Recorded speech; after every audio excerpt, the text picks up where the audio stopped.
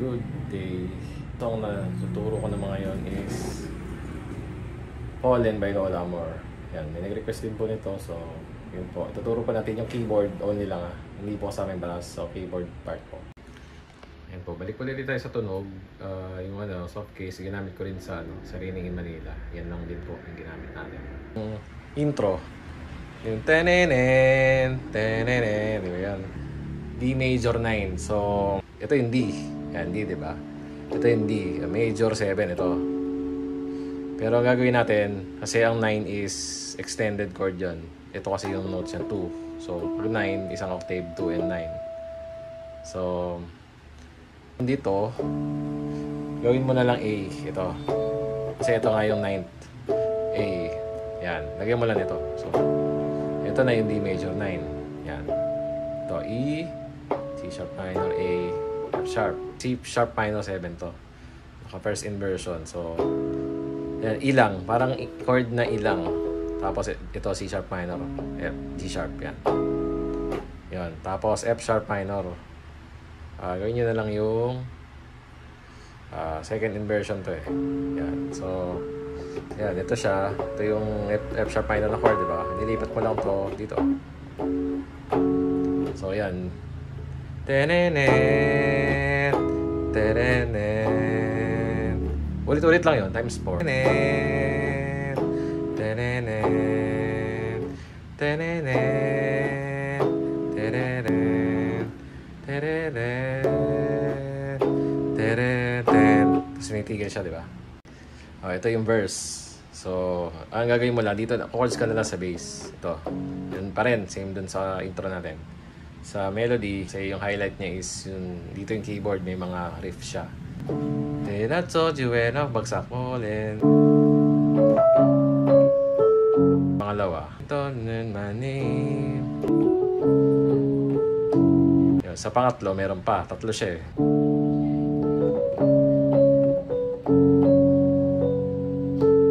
Tapos sa kahit mag-normal chords na kayo.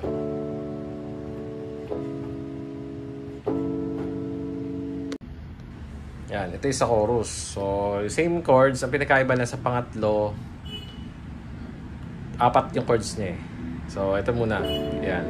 E major 9, sharp minor 7, F sharp minor 7. Yes, yun. Never mind it. Yan, yung pangalawa. Sa pangatlo, magkakaiba. So, ito na yun. Ito pa rin. Sa pangalawa, sa pangatlo, babalik ka sa major 9.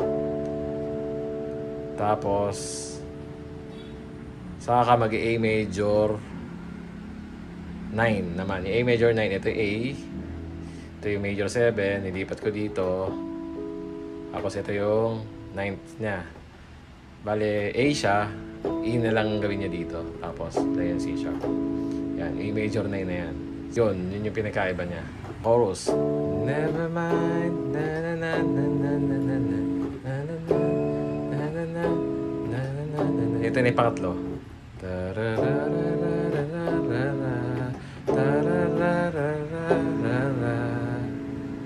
Tapos yung usual na chords. Then I told you that I fallen. Ta-ta-ta-ta-ta. Intro ulit. Tereret. Tereret. Tereret. Same yun. Yung pang-apat niya, may pause lang. Tenen, second verse. Yung second verse, same lang din nung first verse. Pero iba yung bagsakan, may ibang tempo siya. So, yun pa rin, yung may riff. Pangalawa ulit. Tapos, dito, 1, 2, 3, 4, tapos yun yung pinakaiba niya. Sa pangatlo, parang di niya ginawa yun dun sa first verse. Yung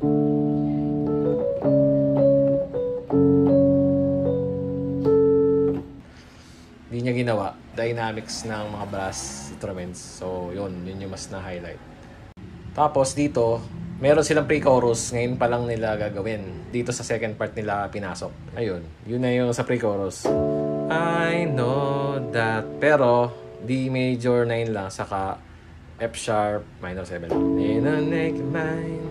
Tapos yun.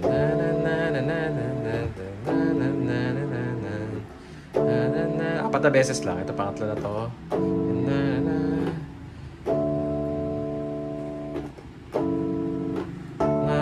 Isa lang to. Ito yung sunod sa F sharp minor 7. Tapos, dalawang beses lang. Tapos sa pangatlo, normal lang. Isang bagsak na lang. Tapos, yun. Tapos, tapos meron siya yung magka-chorus na yun. Ito na yung sa last kasi pang-apat na lang yan. Tapos yung may build up na siya, di ba? Pero yung sabayan yun dun sa bass drum. Bitin. Don't say, hindi ka na D major 9. Ginawa nila style. So, in-skip nila yung bilang hugot yung tunog. Tapos, don't say my name. Yun, doon na siya agad papasok. Tapos, ulitin na uli yung chorus. Sa second chorus, same lang siya ng chords, pero doon sa pangatlong line. Doon sa pangatlong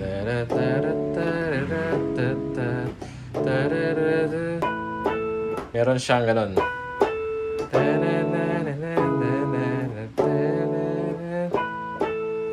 Yun, may ganon siya. Pero pwede nyo rin, ito yung sa A major 9. Yun, pero emphasis siya ng yun. Tapos same na ulit siya.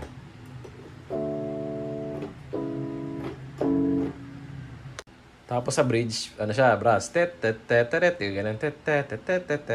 Wala ka pang titipain dun. Yan, although dito, hindi masyadong rinig naman yung keyboard, pero pwede naman sa babae ng bagsak na pag meron na, yung dalawang best na brass. Tapos, yan, D major 9, saka A major 9. Yan lang. Ulit-ulit. I told you when I fall, never mind, never mind. I told you when I fall, never mind, never mind. Sa bridge, yun lang. Tapos parang pag mag-build up na, yung after no build up, balik na ulit sa chords, ganyan na lang. Hanggang matapos, puro gano'n na lang. Kaya parang nag-i-intense lang yung yung dynamics niya. Marami ng tunog na narinig. Hanggang matapos yung kata, gano'n na lang yung chords niya. Tapos yung yung bilang tapos na siya, bagsak na. So yun na yung kanta. Alas part ulit lang naman yung chords. May mabagsakan na lang. Saka yung sa keyboard, yung mga sundot. Yun lang yung in-emphasize natin dito sa video na to. So tapos na. Ayan, natapos na natin yung sa Fallen na Lola Amor. Mostly sa keyword part naman is lang. Lalo doon sa bandang dulo, sa gitna ganyan. May mga brass na siya. Happy ako lang si keyboard. Nagustuhan niyo yung video na to. At kung meron pa kayong gusto i-request, no problem. Sabihin niyo lang.